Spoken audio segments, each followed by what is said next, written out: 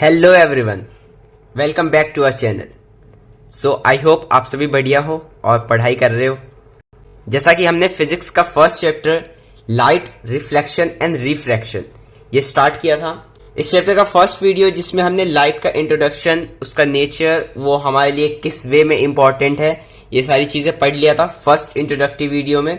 I hope आपने वो video देख लिया है, उसके बाद आप ये सेकेंड वीडियो देख रहे हो। अगर अभी तक आपने वो वीडियो नहीं देखा है तो पहले आपको वो वीडियो देखना चाहिए। लिंक मैंने डिस्क्रिप्शन में दिया है, पहले आप वो वीडियो देखो, फिर उसके बाद ये वाला पार्ट देखना। इस पार्ट में हम पढ़ने जा रहे हैं रिफ्लेक्शन ऑफ लाइट, जैसे कि हमारे चैप्टर का नाम भी है light, reflection and refraction. Chapter के नाम में ही दिया गया है रिफ्लेक्शन और रिफ्रैक्शन, दो टर्म्स हैं। तो आज हम फर्स्ट टर्म को स्टार्ट कर रहे हैं, मतलब अपना पहला पार्ट जो है चैप्टर का रिफ्लेक्शन, ये स्टार्ट कर रहे हैं। रिफ्लेक्शन कोई बहुत छोटा सा टॉपिक नहीं है जो एक वीडियो में कवर हो जाएगा। मैं ट्राई करता हूँ छोटे छोटे वीडियोस बनाऊं जिससे आपको भी बहुत ज्यादा लेंदी ना लगे वीडियो और इंटरेस्टिंग रहे आपको पढ़ने में। तो आगे और भी आने वाले वीडियोस में पहले हम रिफ्लेक्शन को अच्छे से समझ लेंगे, सारे डाउट्स जो हैं इस टॉपिक को लेके, सारे कंफ्यूजन सब कुछ क्लियर कर लेंगे। फिर उसके बाद अपना second topic that is refraction, हम वो स्टार्ट करेंगे। नाम में कंफ्यूज मत होना, ये है रिफ्लेक्शन और वो है रिफ्रैक्शन, ठीक है। कभी कभी मे भी आपको सुनने में कंफ्यूजन होता हो कि मैंने रिफ्लेक्शन बोला है रिफ्रैक्शन बोला, इसलिए मैं ट्राई करता हूँ कि क्लियर बोलूं जिससे आपको समझ में आए, ठीक है। मजा आने वाला अगेन इस वीडियो में, बहुत ही इंटरेस्टिंग वे में, बहुत ही आराम से हम सारी चीजों को समझ लेंगे।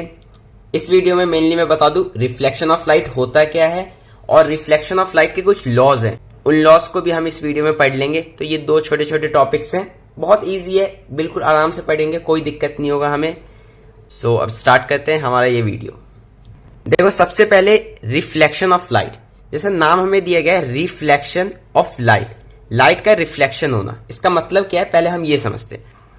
रिफ्लेक्शन ऑफ लाइट है the process of sending back of light rays, the process of sending back of light rays when it falls on a surface of an object is called reflection of light. एक ऐसा process जिसमें जो हमारी light rays हैं वो किसी object के surface पे फॉल होती हैं और उसके बाद वो सेंड बैक हो जाती है, मतलब बाउंस बैक हो जाती है। इस प्रोसेस को हम रिफ्लेक्शन ऑफ लाइट कहते हैं। मतलब कोई सा भी ऑब्जेक्ट हो, उस पे लाइट रेज गिरी और गिरने के बाद वापस बाउंस बैक हो जाती है, तो उस प्रोसेस को हम कहते हैं रिफ्लेक्शन ऑफ लाइट, ठीक है। जैसे चलो एक सिंपल डायग्राम यहां पे लेके समझा देता हूं। जैसे मान लो यहां पे कोई सा भी ऑब्जेक्ट है, कुछ भी ऑब्जेक्ट है, ठीक है, ये हमारा क्या है, ये हमारा ऑब्जेक्ट। लाइट रेज आती हैं, इस ऑब्जेक्ट पे फॉल होती हैं और फॉल होने के बाद ये बाउंस बैक हो जाती है। बाउंस बैक कोई सेंडिंग बैक कहा गया है यहां पे, ठीक है, क्लियर रखना सारी चीजें। तो आई इस ऑब्जेक्ट पे फॉल हुआ और ये बाउंस बैक हो गया, इस प्रोसेस को कहते हैं हम रिफ्लेक्शन ऑफ लाइट, ठीक है, बिल्कुल सिंपल है। अब ये लाइट रेज इस डायरेक्शन से आती है और इस डायरेक्शन में बाउंस बैक होती है। ये डायरेक्शन कैसे हमने आइडेंटिफाई किया, ये इस तरफ ही क्यों बाउंस बैक हुई, वो हमारे लॉज बताएंगे। जब हम लॉज ऑफ रिफ्लेक्शन पढ़ लेंगे तब आपको ये चीज क्लियर हो जाएगा, ठीक है। उसके लिए अभी बहुत ज्यादा कंफ्यूज मत होना, वो अभी हम समझ लेंगे। तो ये था हमारा रिफ्लेक्शन ऑफ लाइट का सिंपल डेफिनेशन। अब आगे बढ़ते हैं।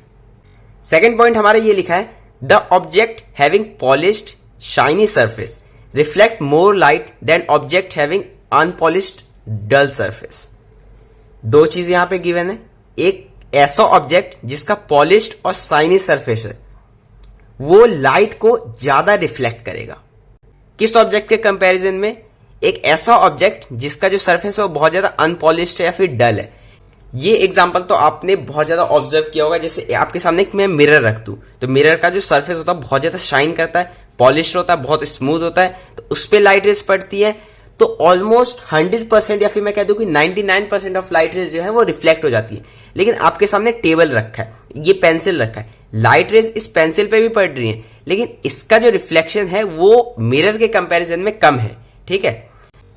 देखो, जैसा कि हमने लास्ट वीडियो में पढ़ा था कि कोई ऑब्जेक्ट हमें दिखता इसलिए है क्योंकि वो लाइट को रिफ्लेक्ट कर रहा है, अगर वो नॉन ल्यूमिनस है तो। जैसे ये पेंसिल है, इसको आप देख पा रहे हो, क्यों देख पा रहे हो? क्योंकि मैंने देखो यहां पे रखा, इस रूम में बल्ब जल रहा है, ठीक है, बल्ब से लाइट रेज आ रही है और इस पेंसिल पे हिट करती है और वो बाउंस बैक होती है। और बाउंस बैक वो हर एक डायरेक्शन में होगा, लेकिन एक डायरेक्शन ये मेरी आई की तरफ भी आएगा, मतलब ये हर डायरेक्शन में लाइट रेज को फैला रहा है, बट कुछ लाइट रेज जो है इससे रिफ्लेक्ट होके मेरी आईज में जाएंगी और मेरे आंखों में इस पेंसिल का इमेज बनता है। ठीक है, तो ये चीज मैंने लास्ट वीडियो में आपको समझाया था कि कोई ऑब्जेक्ट दिखता क्यों, रिफ्लेक्शन के कारण, अगर वो नॉन ल्यूमिनस है, और अगर ल्यूमिनस है जिसके पास अपना लाइट है तो वो तो डायरेक्ट लाइट रेज हमारी आंखों में भेजता है। ठीक है, तो ये टॉपिक था अभी तक।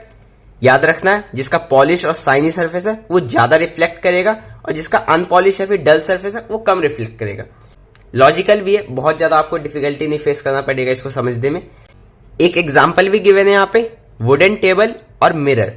तो ऑब्वियस यहाँ पे ये अनपॉलिश सरफेस होता है या फिर ये डल है। चलो मान लो वुडन टेबल पॉलिश्ड भी है बट इसका जो अपीयरेंस है वो तो डल है ना, ब्राइट तो नहीं होगा, चमकेगा तो नहीं टेबल हमारा। ठीक है, वो तो डल अपीयरेंस रहेगा ना, तो ये हमारा लेस करेगा रिफ्लेक्शन। और मेरा ये तो बहुत ज्यादा शाइनी होता है और सरफेस जो होता है ये बहुत काफी पॉलिश्ड होता है, तो ये जो हमारा रिफ्लेक्शन है ये मोर करेगा। ठीक है, मोर रिफ्लेक्शन करेगा मिरर और लेस जो करेगा ये हमारा करेगा वुडन टेबल। बेसिक चीज थी, अभी तक हमने सब कुछ समझ लिया क्लियर। ठीक है, सब कुछ आपको मन में क्लियर रखना है। अब एक पॉइंट और दिया है, फैक्चुअल पॉइंट है, याद रखना है। सिल्वर जो होता है ये बेस्ट रिफ्लेक्टर ऑफ लाइट है। बहुत सारे ऑब्जेक्ट्स होते हैं हमारी वर्ल्ड में, हर ऑब्जेक्ट जो लाइट को रिफ्लेक्ट करता है वो एक दूसरे से अलग होता है। तो सिल्वर जो हमारा मटेरियल होता है ये बेस्ट रिफ्लेक्टर है, मतलब सिल्वर पे अगर लाइट रेज पड़ती हैं तो इससे ऑलमोस्ट 100% जो लाइट है वो रिफ्लेक्ट करता है। ठीक है, तो सिल्वर को बेस्ट रिफ्लेक्टर कहा गया है, ये आपको याद रखना है। अब देखो यहाँ पे एक बहुत अच्छे से मैंने नीट एंड क्लीन डायग्राम भी आपको बनाया, इस तरह आपको रिफ्लेक्शन का शो करना है। ये जो स्ट्रेट लाइन है और उसके पीछे लाइन्स आपको दिख रहे हैं ये मिरर होता है या फिर एक कोई रिफ्लेक्टिंग सरफेस, मैं यहाँ पे मिरर भी कह सकता हूँ इसे। आगे वाला साइड जो होता है ये रिफ्लेक्टिंग सरफेस होता है और जो पीछे वाला साइड है ये नॉन रिफ्लेक्टिंग है, इसलिए हमने इसे ऐसे लाइन से शो किया। अगर मान लो एक मिरर ऐसे है और इधर मैंने ऐसे ऐसे लाइन बना दी, ठीक है, तो इसका क्या मतलब है कि रिफ्लेक्टिंग सरफेस जो ये आगे वाला है, ठीक है, ये पीछे वाला रिफ्लेक्टिंग सरफेस नहीं है। तो इस तरह हम एक रिफ्लेक्टिंग सरफेस को ड्रॉ करते हैं। Light falls on the mirror, after hitting the mirror light is reflected by the mirror. ठीक है, सिंपल था। ये मिरर को इस तरह बनाते हैं, ये मैंने आपको बता दिया। लाइट रेज आई, मिरर पे हिट किया और उसने रिफ्लेक्ट कर दिया लाइट रेज को। ठीक है, ये एक सिंपल डायग्राम था। आपको रिफ्लेक्शन का डायग्राम बनाना हो तो आप इस तरह बनाओगे। अब मूव करते हैं आगे। अब नेक्स्ट हमारा कुछ इंपॉर्टेंट टर्म्स है। ये रिफ्लेक्शन का जो डायग्राम मैंने आपको दिखाया फिगर, उससे रिलेटेड टर्म्स है, ये जानना बहुत जरूरी है, इसे हम समझते हैं। देखो, सबसे पहले एक होता है हमारा इंसिडेंट रे। ठीक है, इंसिडेंट रे क्या होता है? The ray of light which falls on the mirror. आपने देखा कि एक मिरर है, उस पे रे ऑफ लाइट आके हिट करती है और फिर रिफ्लेक्ट करती है, तो दो रे हम यहां पे शो करते हैं। तो जो रे ऑफ लाइट फॉल हो रही है मिरर सरफेस पे, जो रे ऑफ लाइट फॉल हो रही है मिरर सरफेस पे, उसे हम कहते हैं इंसिडेंट रे। ठीक है, अब रिफ्लेक्टेड रे क्या है? नाम से समझ में आ रहा है, the ray of light which is sent back by the mirror. वो रे ऑफ लाइट जो मिरर के द्वारा सेंड बैक किया गया, मतलब रिफ्लेक्ट किया गया, तो यहां पे क्या होगा? ये होगा रिफ्लेक्टेड रे। ठीक है, point of incidence, the point eight which incident ray false on the mirror. Point of incidence वो पॉइंट है मिरर पे जहां पे इंसिडेंट रे फॉल करती है। जैसे देखो, ये इंसिडेंट रे आई और मिरर के इस पॉइंट पे फॉल किया, तो ये जो पॉइंट है मिरर पे, इसे कहते हैं पॉइंट ऑफ इंसिडेंस। नेक्स्ट है हमारा नॉर्मल। ये इंपॉर्टेंट टर्म है, इसे अच्छे से समझना। The normal is a line at right angle to the mirror surface at the point of incidence. Normal हमारा एक इमेजिनरी लाइन होता है जिसे हम मिरर के सरफेस पे ड्रॉ करते हैं और वो मिरर के सरफेस से 90 डिग्री पे होता है। ठीक है, देखो क्या लिखा है, नॉर्मल हमारा एक लाइन है 90 डिग्री पे to the mirror surface. Mirror surface से 90 डिग्री का लाइन हमें ड्रॉ करना है at the point of incidence. हमारा जो पॉइंट ऑफ इंसिडेंस है यहां पे मिरर सरफेस से एक 90 डिग्री का लाइन ड्रॉ करना है और ये हम डॉटेड लाइन से ड्रॉ करते हैं। ठीक है, जैसे मान लो हमारा अगर मिरर ये है, ठीक है, ये नॉन रिफ्लेक्टिंग सरफेस और ऊपर रिफ्लेक्टिंग सरफेस है। रफ फिगर बना रहा हूं आपको समझाने के लिए। यहां पे मान लो ये इंसिडेंट रे, ये रिफ्लेक्टेड रे। एरो दिखाना बहुत जरूरी, क्योंकि यहां पे एरो मैंने नहीं दिखाया, तो आपको कैसे पता चलेगा कौन सा इंसिडेंट रे कौन सा रिफ्लेक्टेड है? तो ये इंसिडेंट रे और ये रिफ्लेक्टेड रे। यहां पे पॉइंट ऑफ इंसिडेंस क्या है? ये। तो पॉइंट ऑफ इंसिडेंस पे अब देखो, मिरर का सरफेस ये, तो 90 डिग्री किस तरह बनेगा? कुछ इस तरह बनेगा। ठीक है, तो पॉइंट ऑफ इंसिडेंस पे हमें 90 डिग्री बनाना है मिरर के सरफेस को लेके। ठीक है, मतलब मिरर का सरफेस बेस हम लेंगे और उस पर 90 डिग्री ड्रॉ कर लेंगे। क्लियर है नॉर्मल? ठीक है, अब नेक्स्ट पढ़ते हैं angle of incidence, the angle made by incident ray with the normal at the point of incidence. वो एंगल जो इंसिडेंट रे और नॉर्मल मिल के बनाते हैं पॉइंट ऑफ इंसिडेंस पे। ये हमारा पॉइंट ऑफ इंसिडेंस है, इंसिडेंट रे और नॉर्मल ये जो एंगल बना रहे, ये कौन सा एंगल बना रहे, सिंपल दिख रहा है, ये देखो इंसिडेंट रे और ये नॉर्मल, तो एंगल हमारा ये बन रहा है ना, तो ये होता है हमारा एंगल ऑफ इंसिडेंस। ठीक है, एंगल ऑफ इंसिडेंस। सेकंड है एंगल ऑफ रिफ्लेक्शन, सिंपल है, हमें समझ में आ जाना चाहिए। एंगल ऑफ इंसिडेंस से the angle made by reflected ray with the normal at the point of incidence. सारी चीजें पॉइंट ऑफ इंसिडेंस पे होगी, वो आपको ध्यान रखना है। तो यहां पे क्या है, ये वो एंगल है जो रिफ्लेक्टेड रे नॉर्मल के साथ बनाता है, बनाएगा नॉर्मल के साथ ही। Angle of incidence incident ray के साथ होगा, angle of reflection reflected ray के साथ होगा। तो रिफ्लेक्टेड रे और नॉर्मल, रिफ्लेक्टेड रे और नॉर्मल, तो ये वाला एंगल होता है एंगल ऑफ रिफ्लेक्शन। अब एक बार क्विकली रिकैप कर देता हूं मैं। ये हमारा मिरर सरफेस है, जो रे इस मिरर को हिट कर रही है, मतलब जो रे इस मिरर पे फॉल हो रही है, वो होता है इंसिडेंट रे। तो क्या हो गया ये हमारा इंसिडेंट रे।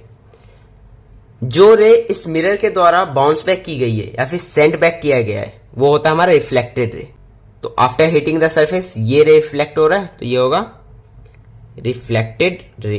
ठीक है, पॉइंट ऑफ इंसिडेंस, जिस पॉइंट पे इंसिडेंट रे मिरर को हिट करता है, the point eight which incident ray false on the mirror, इस पॉइंट पे फॉल हो रहा है, पॉइंट ऑफ इंसिडेंस। नेक्स्ट क्या है, नॉर्मल। नॉर्मल हमारा 90 डिग्री का लाइन होता है मिरर के साथ at the point of incidence, मतलब 90 degree to the mirror at the point of incidence. तो ये हमारा हो गया नॉर्मल। ठीक है, एंगल ऑफ इंसिडेंस इंसिडेंट रे और नॉर्मल के बीच का angle, angle of reflection reflected ray और नॉर्मल के बीच का एंगल। इतना सा था इंपॉर्टेंट टर्म्स में, बहुत सिंपल है, बहुत इजी रखना है आपको। आई होप चीजें समझ में आ रही है आपको। अब हम करेंगे लॉज ऑफ रिफ्लेक्शन। अब देखो, अब हम पढ़ते हैं laws of reflection. Again a very important topic, इस वीडियो का भी और इस चैप्टर का भी, बहुत इंटरेस्टिंग भी है। एक लॉ तो है कि बहुत इजीली समझ में आ जाएगा, एक है जिसमें हल्का सा एक्सप्लेन करूंगा तो वो भी बहुत इजीली समझ में आ जाएगा, दोनों इजी है। देखो, सबसे पहले फर्स्ट लॉ छोड़ो, पहले हम सेकंड लॉ समझ लेते हैं क्योंकि ये इजी है। According to second law of reflection of light, reflection of light के सेकंड लॉ के according the angle of reflection is equal to angle of incidence. मतलब एंगल ऑफ रिफ्लेक्शन जो होगा वो एंगल ऑफ इंसिडेंस के equal होगा। Angle I is equal to angle R, मतलब angle of incidence को एंगल आई से शो करते हैं और एंगल ऑफ रिफ्लेक्शन को एंगल आर से। तो ये ऑलवेज हम फाइंड करेंगे कि angle I is equal to angle R. अब हम समझते हैं फिगर की हेल्प से। ये रिफ्लेक्टिंग सरफेस है, ये पीछे नॉन रिफ्लेक्टिंग पार्ट, ऐसे हम शो करते हैं, पता है आपको। इंसिडेंट रे आया, रिफ्लेक्शन। सबसे पहला काम हमारा होना चाहिए नॉर्मल ड्रॉ करना। अभी मैं विदाउट स्केल कर रहा हूं, आप स्केल के साथ, और मैं तो ये भी कहूंगा कि आप डी यूज कर लेना जिससे आपका एक्यूरेट बने 90 डिग्री। ठीक है, तो यहां पे कुछ इस तरह 90 डिग्री आएगा। 90 डिग्री किससे, हमने मिरर के सरफेस से और eight the point of incidence पे बनाया है। ठीक है, अब देखो एंगल आई और एंगल आर इक्वल होगा। एंगल आई क्या है यहां पे, ये वाला, क्योंकि इंसिडेंट रे और नॉर्मल के बीच का एंगल। एंगल आर क्या है, रिफ्लेक्टेड रे और नॉर्मल के बीच का एंगल। ये हमेशा इक्वल होगा, हमेशा। कोई सा भी रिफ्लेक्शन हो, कहीं पे भी कुछ भी हो, ये रूल जो है ये डिसोबे नहीं होगा, ये हमेशा फॉलो होगा, हमेशा। इस बात को आप नोट कर लो। अब देखो यहां पे मैं एक और फिगर ड्रॉ करता हूं।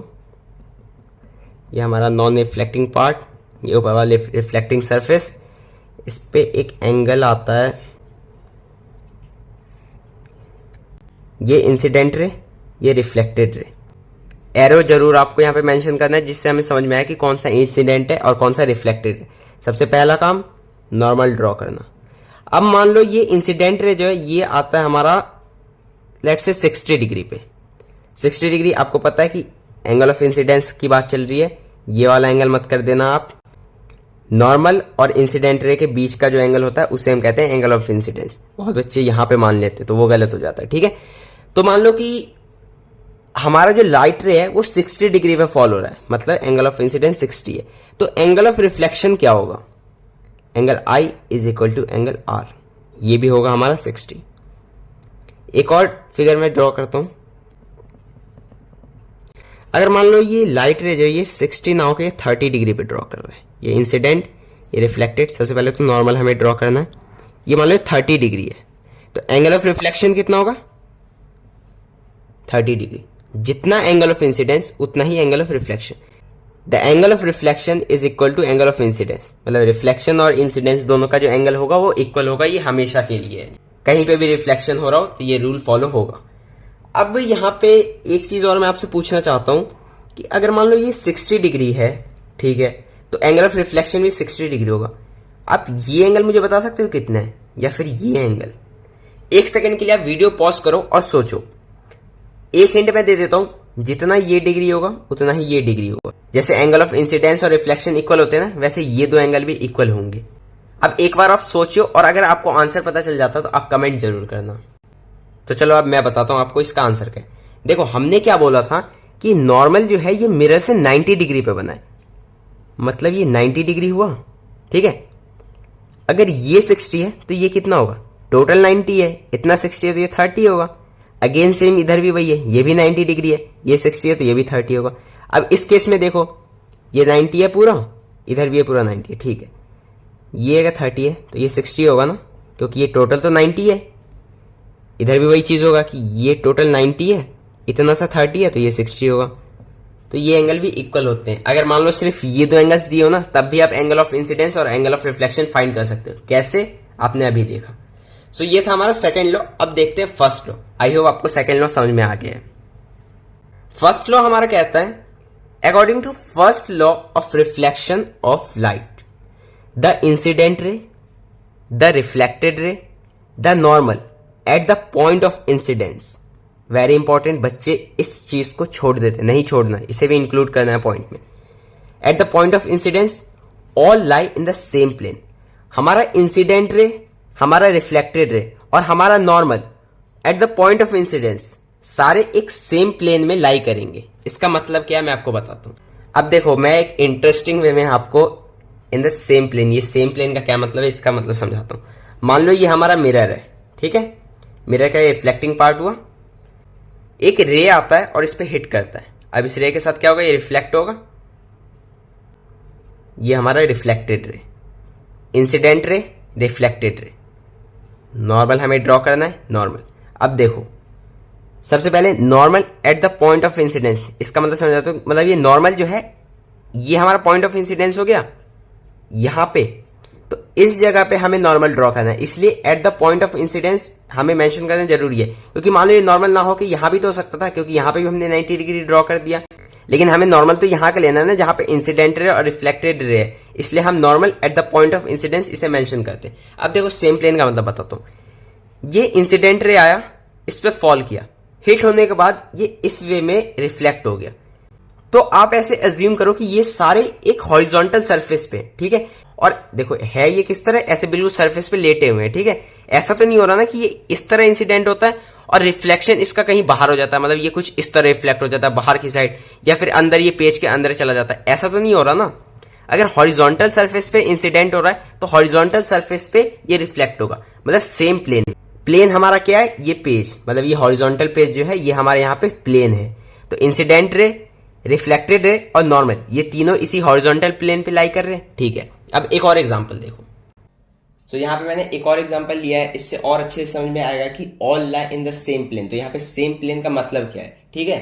अब देखो ये आपको दिख रहा है, ये न्यूज़पेपर आपको इग्नोर करना है, ठीक है। ये मान लो हमारा मिरर है, ये ऐसे पैरेलली रखा गया ग्राउंड के, मतलब आपको समझना है कि ये रिफ्लेक्टिंग पार्ट है और ऊपर नॉन रिफ्लेक्टिंग पार्ट है। तो अब देखो अब मैं क्या करूंगा कि एक लाइट रे को ऐसे ऊपर की तरफ हिट करवाऊंगा, ठीक है। मतलब ऊपर की तरफ वर्टिकली जा रही है और मिरर को हिट कर रही है।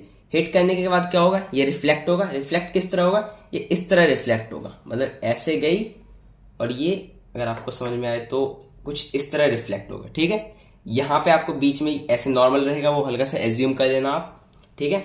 तो ये हमारा इंसिडेंट रे, ये रिफ्लेक्टेड रे, और यहां पे कहीं नॉर्मल होगा। वो आप देखो मेरे पास दो ही हाथ है ना, तो इसलिए मैं दो ही चीज आपको दिखा सकता हूं एक बार में। आपको नॉर्मल एज्यूम कर लेना है कि वहां पे बना है, ठीक है। इमेजिन आप कर लेना।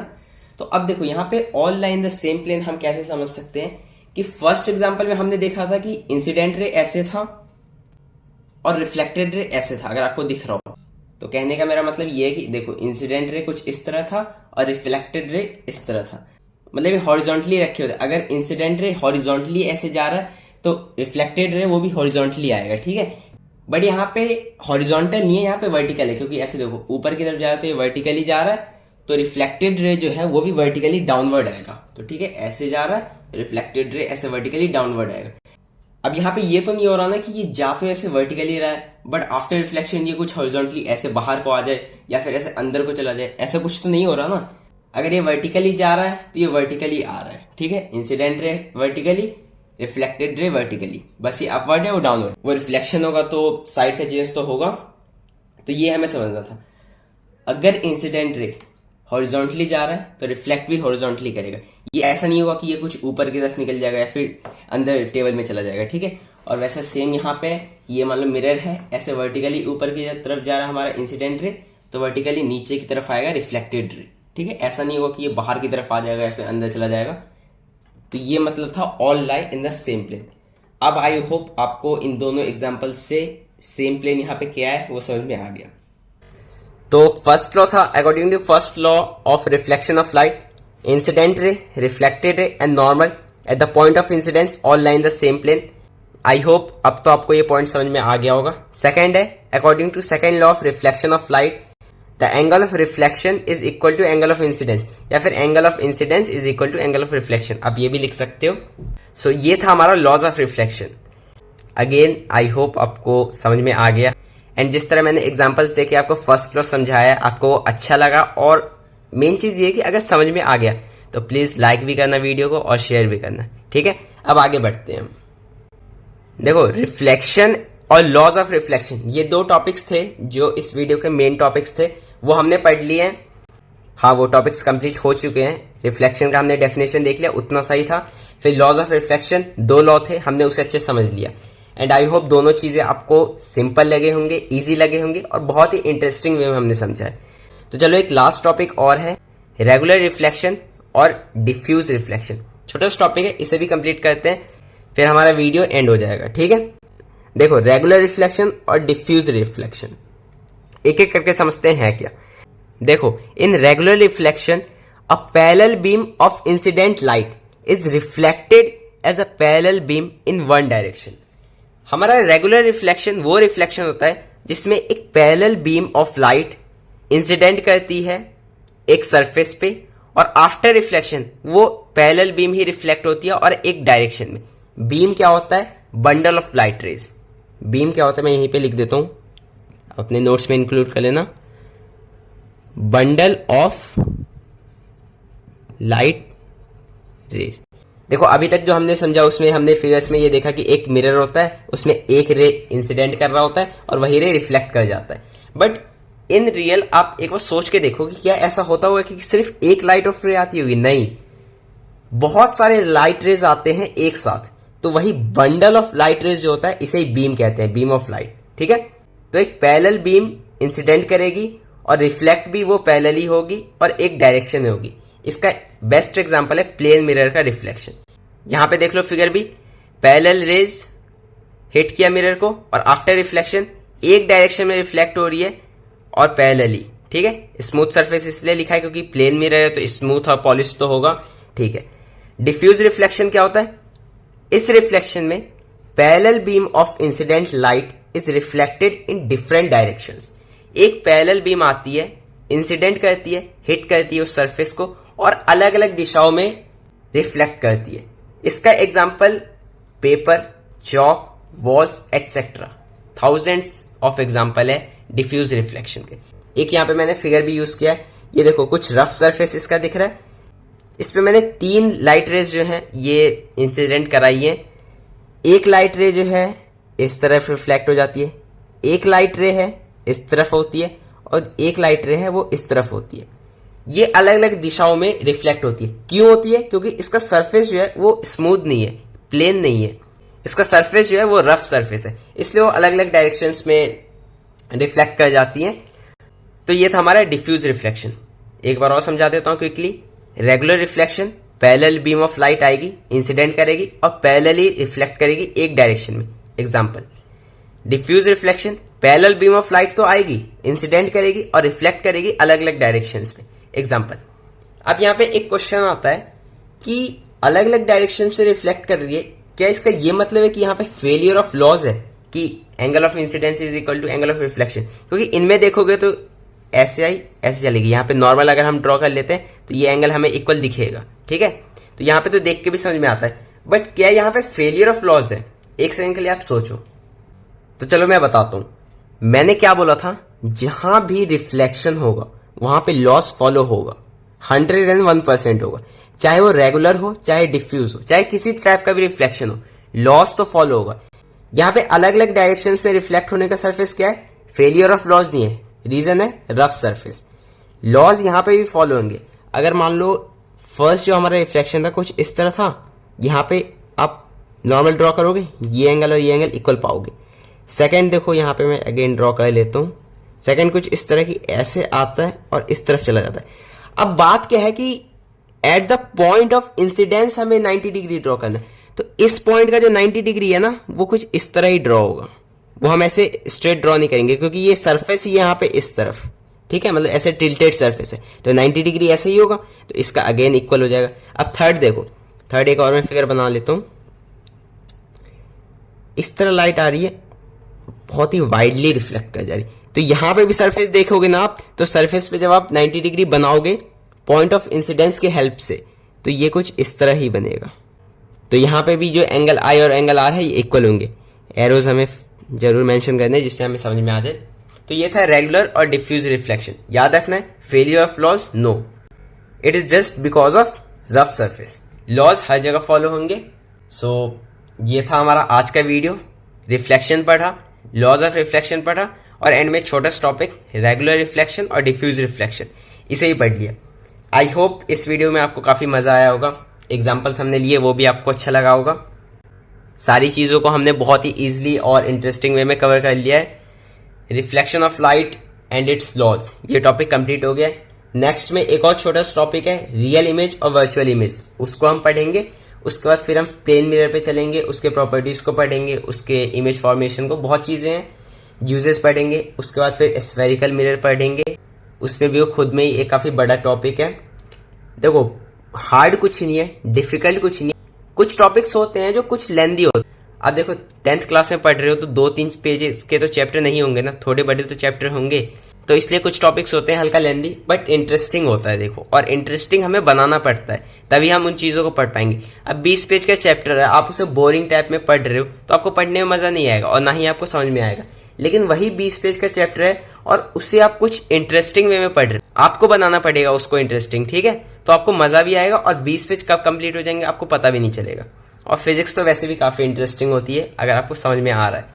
एंड आई होप मेरी वीडियोस देख के आपको सारी चीजें समझ में आ रही होंगी, चाहे वो फिजिक्स हो, केमिस्ट्री हो या मैथ। बायो भी अभी मैं अपलोड करूंगा चैप्टर, बट अभी तक हमने फिजिक्स, केमिस्ट्री और मैथ्स ये 3 चीजें पढ़ ली। बायो भी करेंगे। सो इस वीडियो के लिए इतना ही। अगेन अगर आपको समझ में आया, मजा आया वीडियो में, तो लाइक कर देना, सब्सक्राइब कर लो चैनल को, जिससे आगे भी आपको वीडियोज मिलते रहे, तो नोटिफिकेशन आपके पास सबसे पहले आ जाए। एंड प्लीज अपने फ्रेंड्स के साथ भी शेयर करो, उनकी भी हेल्प हो जानी चाहिए, ठीक है।